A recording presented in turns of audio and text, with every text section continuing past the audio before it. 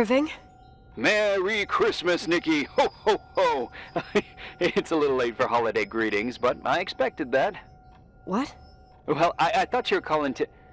Hey, is everything okay? Yes. I mean, I don't think so. No. What happened? I think I sleepwalked. Like in the old Laurel and Hardy movies? I'm serious. I woke up in church, standing in front of the lectern. Wow. Does that happen a lot? No! One doesn't just become a sleepwalker from one day to the next. It used to happen when I lived here. One time in February, I ended up outside. But no parent leaves the doors unlocked if their kid sleepwalks. I never told anyone. Sleepwalking episodes are common in children. That's not the point. I forgot all about it. Then I come back here and it happens again. If I ended up in that church, maybe there's a reason. Sometimes following your instinct is the best thing. Yeah, I'll do that. Oh, Irving? Yeah?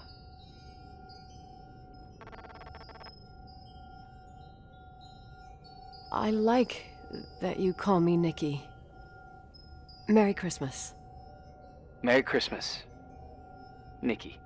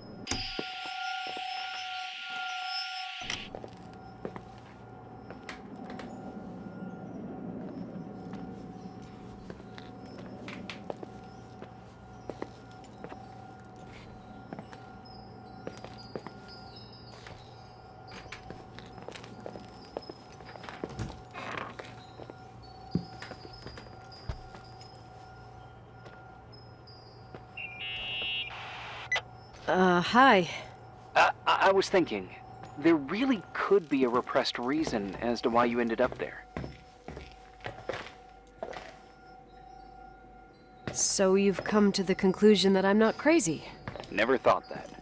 Well, at least not in this case. Oh, fuck off. Hey, language, Sister Nicole. All right. So, if I think about the church, I think about my mother. She often helped Reverend Foster. She decorated for holidays, did fundraising, and put up booths to involve the whole community in parish activities, you know, that kind of stuff. I know what you mean.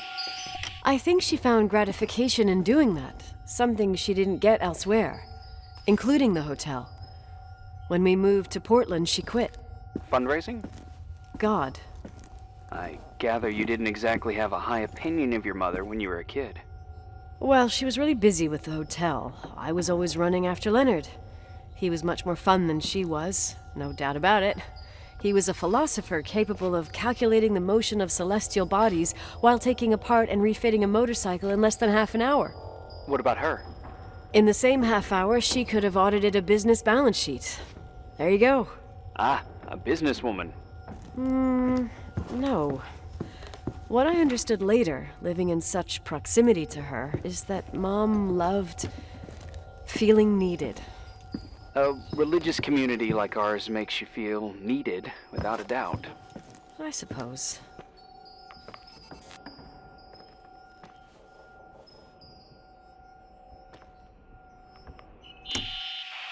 Nikki?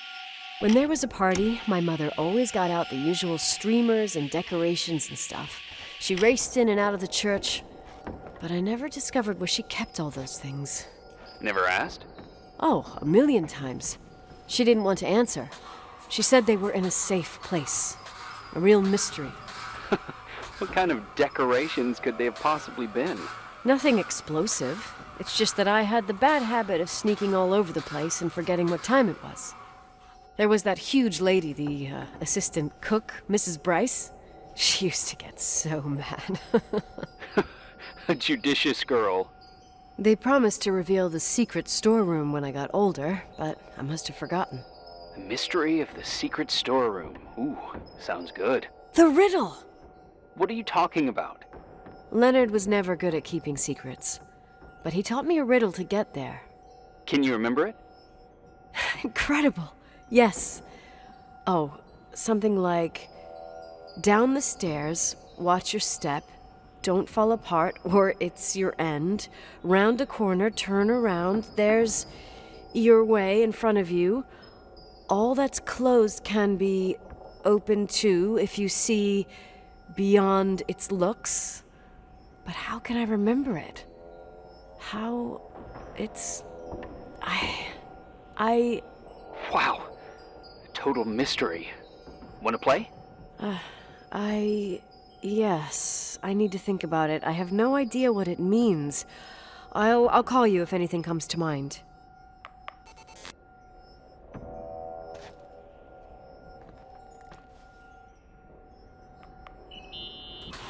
What'd you find?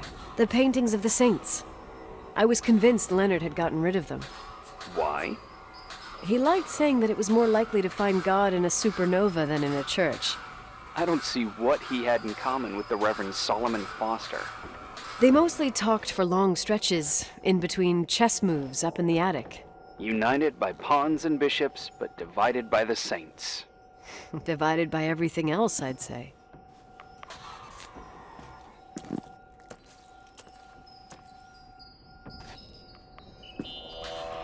Someone broke into the church. Some fucking screwed up camper. Oh, your father left it open for mountain wanderers. Goddamn sons of...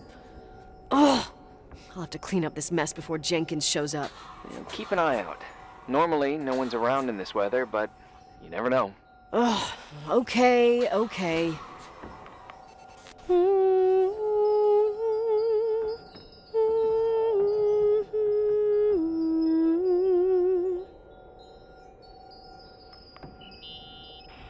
You practicing for the church choir now? I know this tune.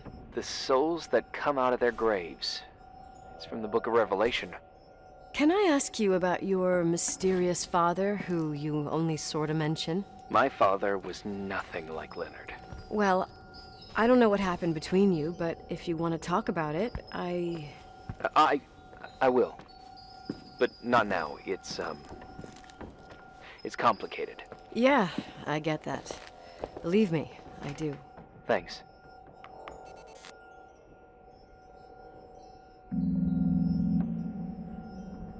You want to play the organ in a church in the middle of the night?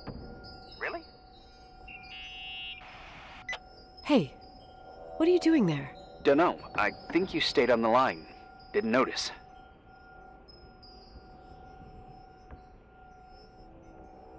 You think it's too horror? The church, the organ, the notes reverberating in the dark? It's been years since anyone played it.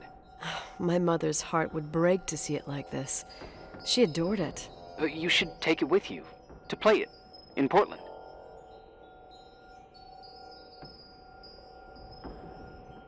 You're better off listening to a cat in heat than my scales. Well, you can always pick it up again. Even if I don't think it's crucial. I mean, playing the organ. Yeah, right. Tell that to my mom. Essential part of a woman's education, I must admit. Oh, poor Mom. She had a daughter that would rather dig for gold at Hunter's Gulch till the cows came home. I can totally picture you. Uh-huh. Then there was Rachel, who reminded me how useless I was in music. Look how good Rachel is. Look how she puts her mind to it. She doesn't know how to read, but she's got a real ear for it. While I was considered the illiterate artist in the house. If Rachel had been around, she would have improvised Beethoven's Ninth. Was she so perfect? Yes. I'm only just now realizing how jealous I was. Keep looking.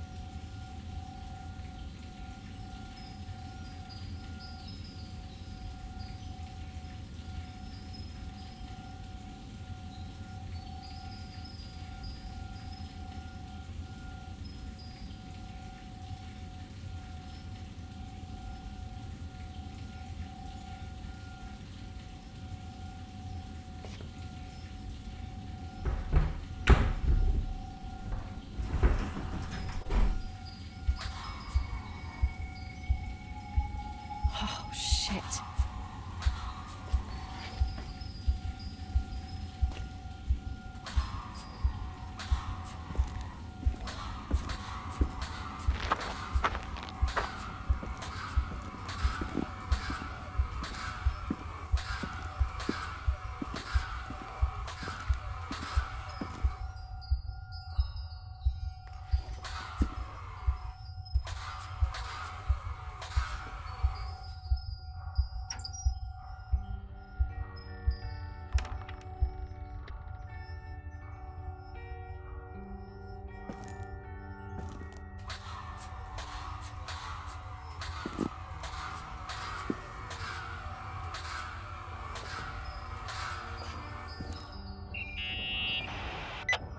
Oh, shit. So, found the mystery decorations? No. No decorations. Is everything okay? I found something. What? It's like someone built some kind of bedroom. Irving, you there? Of course, yeah. What bedroom? Tell me what you see. Okay. There's some windows. Drawn on the walls. Books. Sheet music. A pink bed. It's like a kid's room. No way.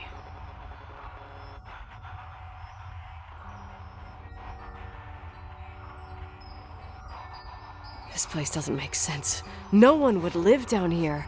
Nicole, Nikki, I think you should get out of there now. Wait. There's got to be an explanation. Okay, that's it.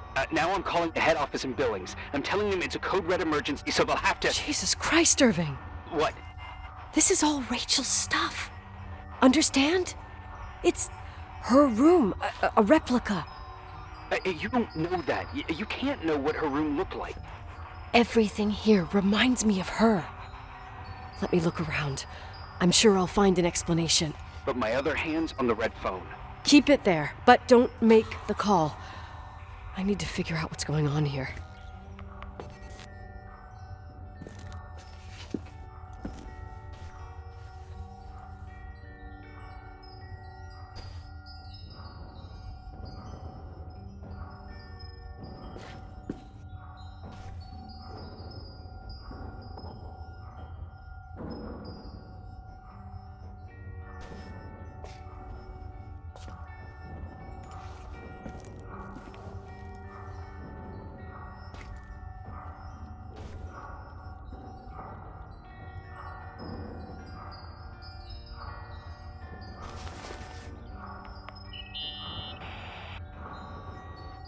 Hey, can you hear me? Yes. We have to call someone. You have to get out of there right now. No, I found a key. It's from my old music box, the one in Leonard's room.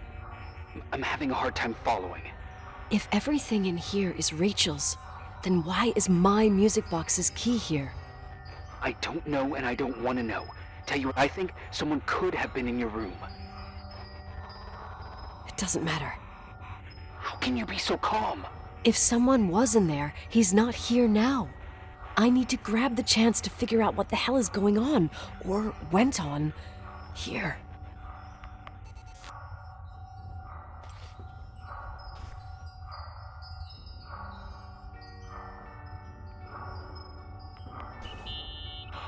Yes. Nicole, listen. I already know what you're gonna say, but please trust me. Get out of there. No way. You do realize you found the replica of a dead girl's bedroom. This is sick. This is The more things get freaky, bizarre, and painful, the more I need to figure out why all of this... We'll figure it out. With the sheriff. Once you're out of there, into a safe hotel room in town. Please, just... Listen, a bunch of strange things happened since I got here. Think about it. Phone calls on a dead line. Old lipsticks that don't go bad. Leonard's notes where he says he saw a girl that's supposedly been dead for 10 years, and now this! All good reasons to get out of there. We both agree that saving your skin is top priority, right? I've looked over every inch of this place, and there's no one. But if it's true, you realize what that means. What? What are you trying to tell me? Your father... He spent years in there. In total solitude. With the weight of his family and Rachel on his conscience. He wasn't the kind of guy to just let the past slide with a shrug. You know that too. I can't believe you said something like that. Think about it. That room could be an act of love. Distorted, even morbid, but in his eyes... How dare you? My father might have had a lot of weaknesses, but surely what you're saying... Leave out that he cheated on my mom. Leave out that he fell in love with a 16-year-old, but fucking hell, don't you dare even think that! He would never have built a fucking underground shrine for a dead person. Your father had changed in the end. You didn't spend time with him, but I met him, and I'm telling you. No! I don't give a shit about what you have to say. I just want you to know that... If you don't want to help discover the truth, don't call me.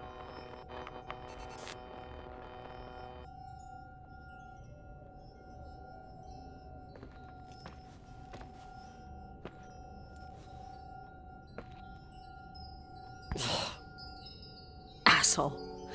How dare you? You don't know shit. You don't know fuck. Finally, a bit of peace and quiet. It'll help me clear my head without those incessant phone calls.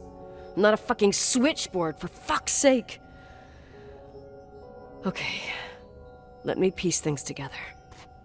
I just found out there's a room dedicated to Rachel Foster in my father's hotel. Maybe with items from her real room. Holy Jesus, that's freaky.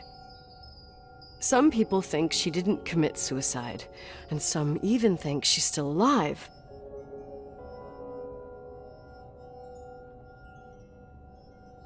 Maybe if I think through my steps, I can work something out. First thing, the phone call. They said Rachel isn't dead. Then the lipstick from 10 years ago turns up, still good. And then my father's various notes where he says he still sees her. If that were true, it might explain the sighting by her friend here in the timberline. And now I find her retainer box, but no retainer. That room might not be a reconstruction. If Rachel didn't kill herself, Rachel could have lived here. But if she's still alive, why doesn't she tell her parents? Unless they're all in cahoots. No suicide, no timberline money. No, I'm just being paranoid. And then there'd be no reason for her to live in a fucking underground replica of her room. My key in the middle of Rachel's stuff. Is it a message? Where do I fit in? Are you trying to tell me something, Dad? My music box with the hockey player. I don't think I have the guts to hear that tune again. But I must.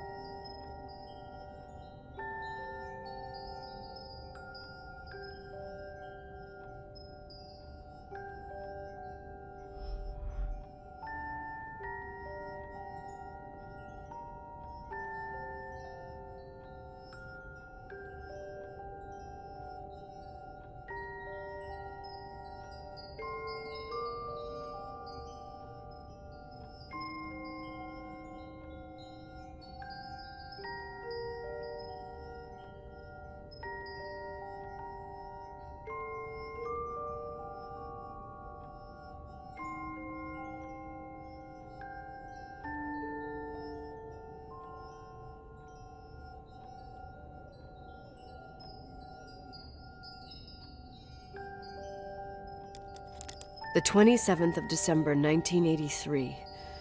The hockey finals at Missoula. Us against Cold Springs High. We won by sudden death after a 3-hour game, and I got the medal for the most number of face-offs won. According to the papers, that was the night Rachel killed herself. Coming home, Mom barely had the time to pull into the garage that I was already racing up to you, waving the medal in your face, Daddy. I was so happy. But you had other things on your mind, right? And you and Mom started fighting. Voices getting louder.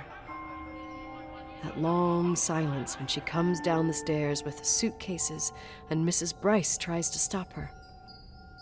Mom's car stays here, and we leave with my Uncle John's. I never found out what started that fight. Mom never wanted to talk about it. Are you trying to, Daddy?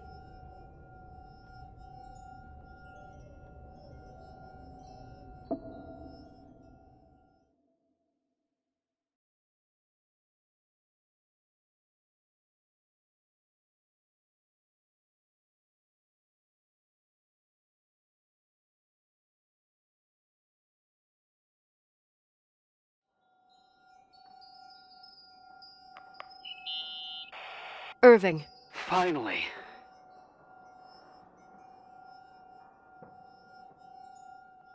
I know, I told you to go to hell.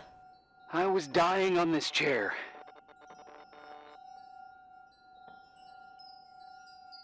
You're right. That room freaked me out. So, I looked around the entire hotel, and if there's still a chance of getting to the bottom of this story, then it's gotta be behind the locked door on the last floor, in the attic. That wing has been condemned for years. I know, I'll be careful. Okay. There are too many things that I took for granted. It's as if someone was putting pieces of my past in front of me to show them to me under another light. Who are you talking about, Nikki?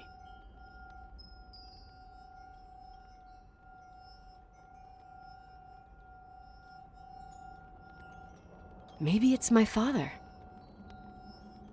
In my music box, I found the medal I won the night Rachel died. Dad could have put it there, and if he did, there must be a reason. It all sounds insane. The night Rachel died. Maybe I have to start from there. I played in that really long hockey game. But what was going on in the meantime? You remember that night, Irving? I think I was at church with my family. Church. That night we had a mass for the poor here. We held one every year. As usual, Mom volunteered to take me to the game, but she was so busy with the soup kitchen that I was afraid she was going to be late. I remember while she ran around, she said she ordered me to close the mezzanine. You mean the intermediate floor above the reception? What's in there? A storeroom. Have you been up there? No, I'd forgotten all about it. I'd better take a look before moving on.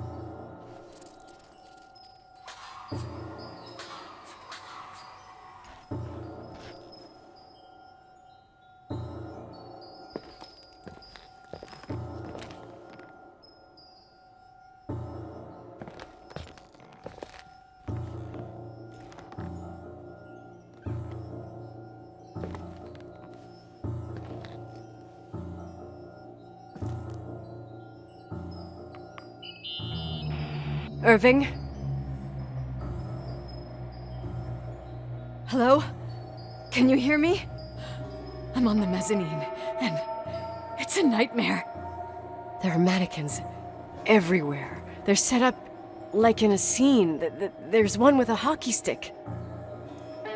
Wait, what the fuck? That's my stick!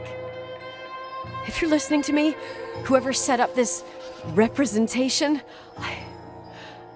I think they want to tell me that Rachel was killed? But why my hockey stick? Hello? Hello? Oh God, why isn't he answering? Irving, I swear I'm not kidding. This is a huge deal. If you can hear me, it's time to make that phone call.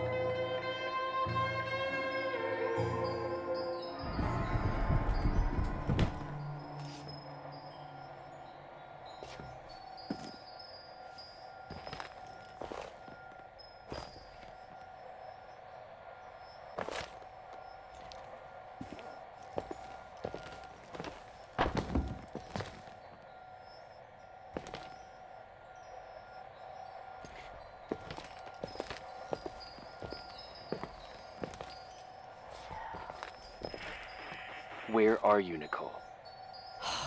It's about time. Did you hear my messages? How many doors have you opened, Nicole? How many are still missing? What doors are you talking about? Keep going. Hello? Hello, Irving.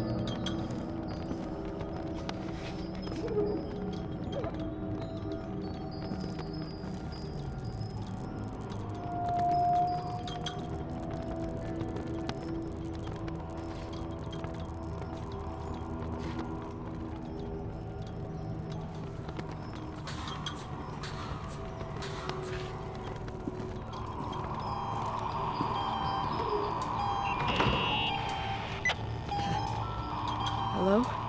I imagine you found my room. What? What does all this mean? That's a question I've asked myself many times. What does all this mean, Irving? How far do you want to push yourself? How much can you take? What? Every memory, painstakingly gathered, every reconstructed piece, every little element retrieved from the dark. A photo, a hairband, a lipstick. It means remembering, Rachel. That's what all this means. I didn't choose this path. I had to do it. What did you do, Irving? These walls ooze with memories. The memories get into the walls. Under the floorboards, they creep into the crawl spaces. You're not with FEMA. You... Jenkins... You never talked to him. Your boss, the phone call, all those weird events. You were behind all of them. Someone had to bring the last piece of the memory puzzle here. The most important one. You. Me? Your father wanted to keep you out of it. I convinced him that only you could resolve the equation, as he called it. I don't understand. How could you? Over the last few days, you got a little taste of what it means to dig around in the past, hunting for memories that scratch away behind every wall in the night. We did it for years, day after day after day. All lies. I have nothing against lies. I grew up around lies. But now it's time for the truth to come out. Finally.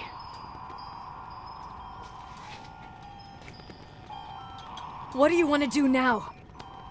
I want to tell you a story. There was an invisible boy. Like everyone, he just wanted to run on the grass, ride a bike, swim in the lake in summer. But his father had other plans for his soul. In his dark world made of silence and prayer, there shone only one star. His wonderful sister. A heavenly creature that spent hours telling him fairy tales in secret. She who told him what a free and strong man he would become one day. Rachel? She was like that. Free and strong. At the time, I didn't understand her dyslexia. Or what retard meant. That's what they called her at school. But I could hear her cry at night. I wanted to protect her. But I couldn't. One day, that beautiful, luminous creature met someone. A human being that saw her for real. My dad. Yes. And I was the invisible witness of what happened. A love. Simply a love. Nothing more, nothing less. But that love was too much, and it would be punished. Who paid for this love, Nicole? Rachel. Rachel was your sister. Now I remember you. You were too caught up with your hatred for Rachel to notice the innocent little kid that sometimes tagged along.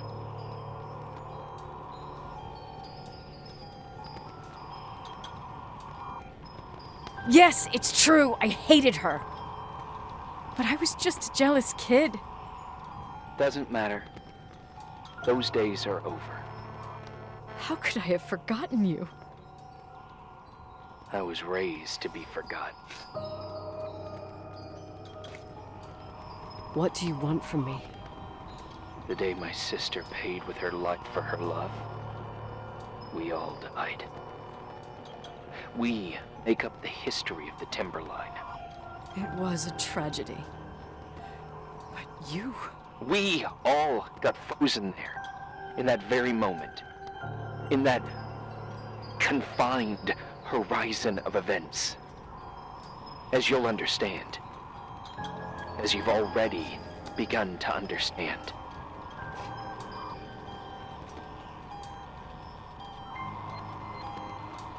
I want to know what you want from me. You have to keep going. Get to where I wasn't able to go. You will be the new witness.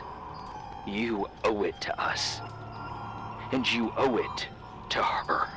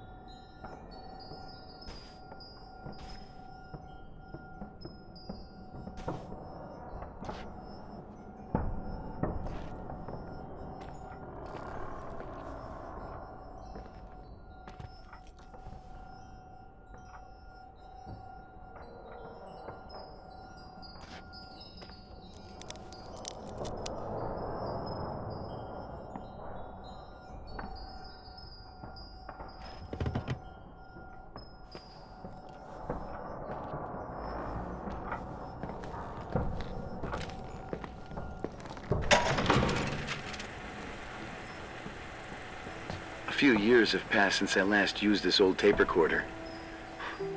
I think you were in elementary school. I imagine a testament should start in a poised manner. My dear Nicole, my favorite daughter, etc., etc. Poised, weighty, serious, irrevocable. I prefer asking you how you are. How are you, Nicky? You're probably tired. I can imagine. At this point of your journey, the marks and voices of this old hotel will have already whispered all their secrets. You've always been good at solving puzzles. In this, you surely resemble more your mother than me. Irving has always been convinced that you, only you, could surmount the fear and suffering that exuded from these hallways. We tried. We waited. We were terrified. We studied. We listened. We listened to her. But all the love in the world wasn't enough to decipher those muted vowels, those wide open eyes, those tears of light. In your time and space, in the here and now, I will no longer be with you. But it doesn't matter. Trust me, it doesn't. I have a new theory, Nicky. Love is and remains. It is in the wood you stand on, in the walls that keep up this hotel, Who are you talking in the air about? we breathe. And sometimes it hates. It hates those who didn't allow it, those who cast it aside with indifference, and those who can't recognize it. Stars still emanate their light, even after collapsing, right? There's a lot of light here. There's light in death. I want to free myself of all this darkness. I can no longer see the stars. I'm tired of surviving in this limbo. So, how are you, Nikki? I'm good. I will be good.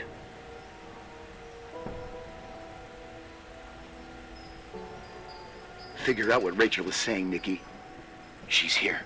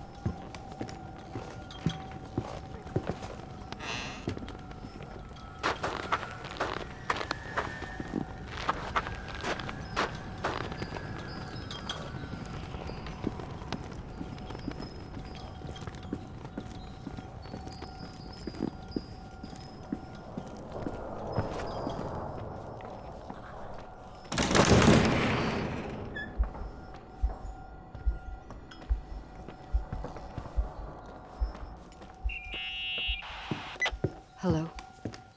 Leonard was a very special man. His soul was big enough to love both you and Rachel. I knew my father's soul better than anyone. You were just a jealous kid. Don't you dare try to make me feel guilty. You don't... I just want you to get to the truth.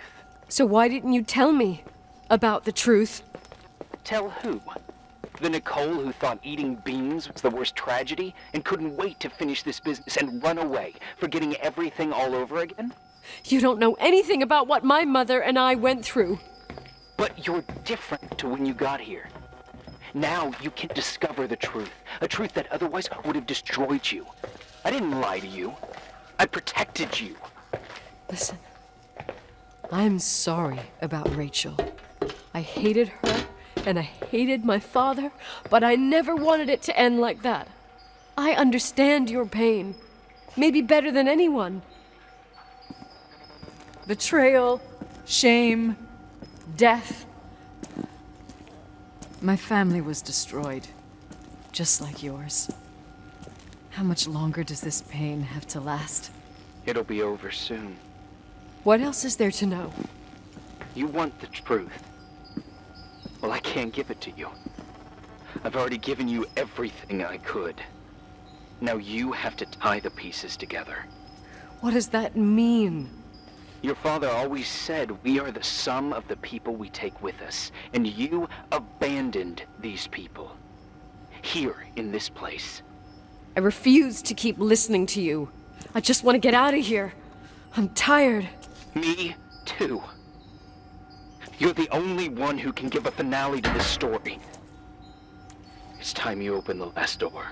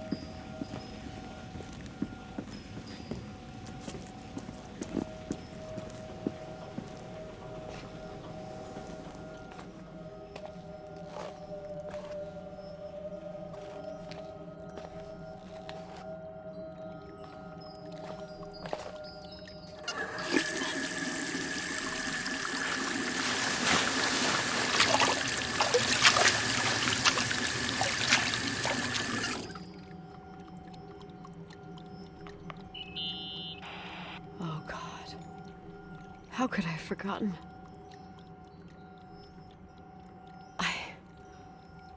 I saw everything. I was there. All the pieces were in front of my eyes.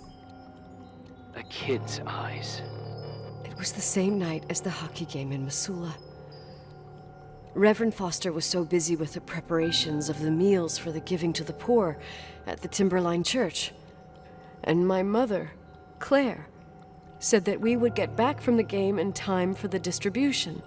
She convinced my father to help the Reverend, and he'd come with his whole family. You and Rachel. Yeah. I remember it like it was yesterday. I couldn't find my stick. I panicked and I went down to the garage. Claire was there, red in the face. Her look. Her look? It was just a fleeting feeling. That's why I erased it from my memory. I had to erase it, understand? What was in her look? It just wasn't her. It was like a frightful creature. A disturbed, dangerous animal. I've never seen her like that before or after. Not even on her deathbed. And then she put her hands on her hips, exhausted. She smiled. And there she was again, my mom. I thought it must have just been the impression of a moment. I had the finals against Cold Springs High awaiting me. I climbed in the car, throwing my bag into the back seat. My hockey stick was there. Claire said she'd cleaned it. She'd cleaned it. Go on. No, I don't. Go on! We got there on time and I played. Best game of my life. And the last. Claire was on the bleachers encouraging me and cheering. And then I lost sight of her. For 2 whole periods, I think. And later, when I asked, she said she'd moved because Marty O'Donegal's father was getting on her nerves. But it wasn't true. Just enough time to go back to the car. Don't say it. Irving, don't say it. Don't say a thing. I don't...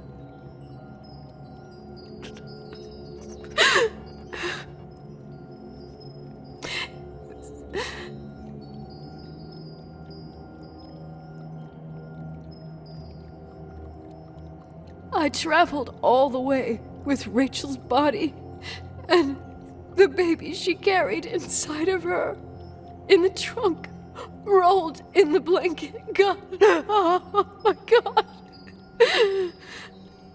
She killed Rachel.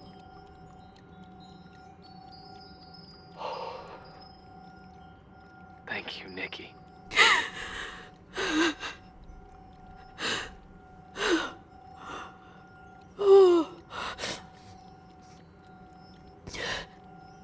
You've had your revenge.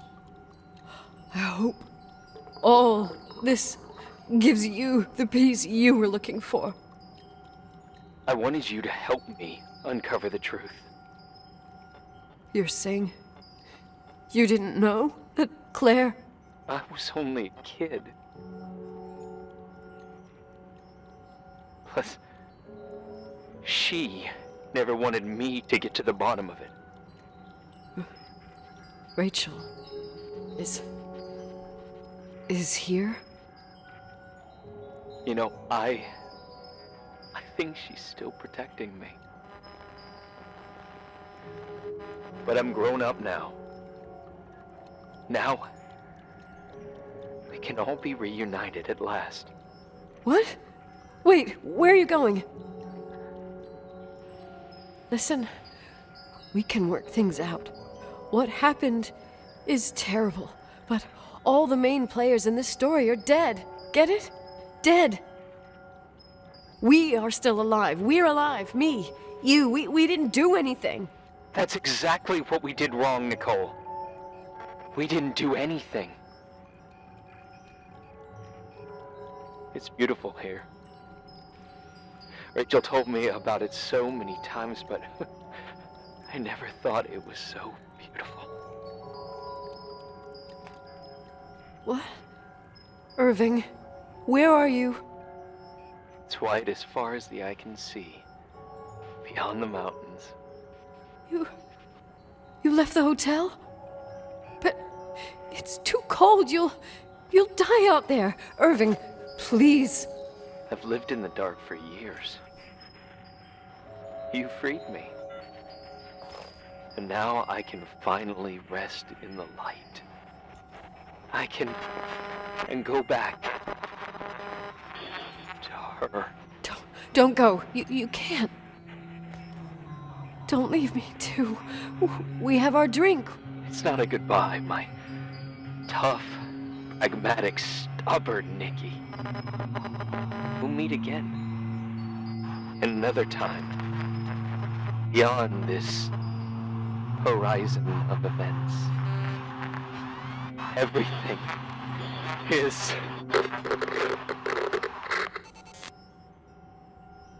Irving?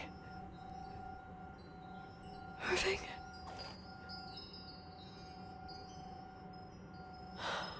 I don't want to stay alone here. Everything seems to be becoming dark. I'm scared. Who's there? Rachel? Is that you?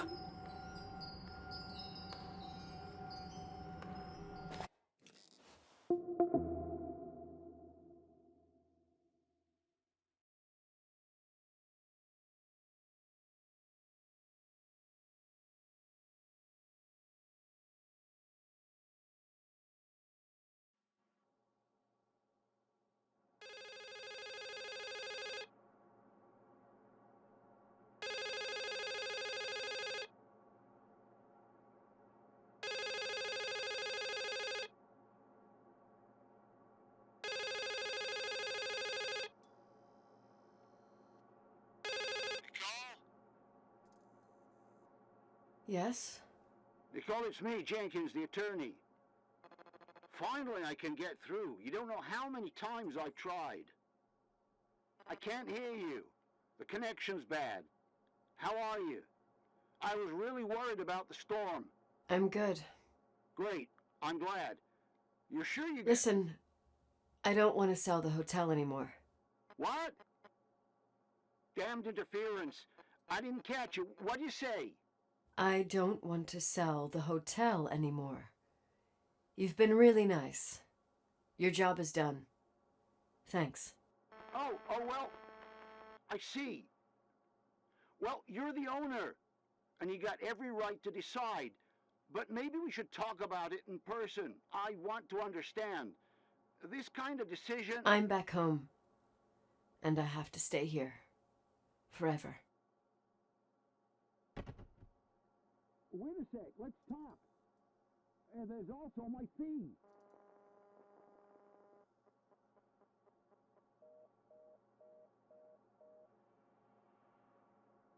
You know, Mom, I was thinking about going to the lake. Remember where we went with Uncle John last year? Daddy and I started talking about the stars. You can't see them during the day, but they're always there. You feel like it? I would so like it. And we can have dinner at Doc Smith's diner on the bank. Rachel and Irving could come with us? What do you think? It would be so nice to be all together. Mom, Dad, it would be so nice.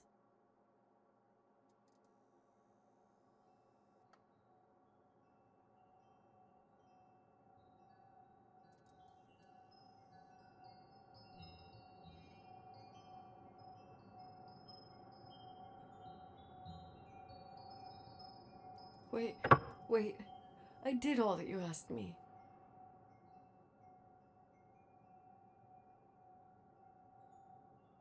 Stop it, please.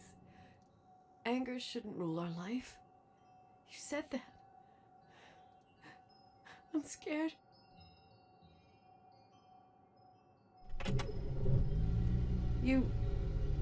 I don't want to die. It's getting dark. I can't see the light.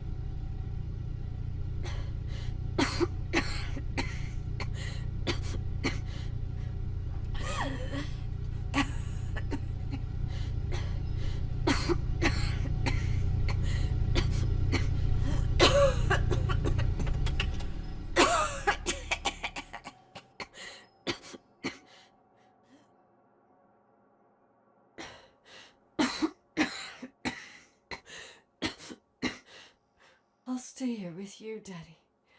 Mom, we'll bring back the timberline to its fortune together. We will be happy again, all together. Yes. Like a whole family. No more anger, just love.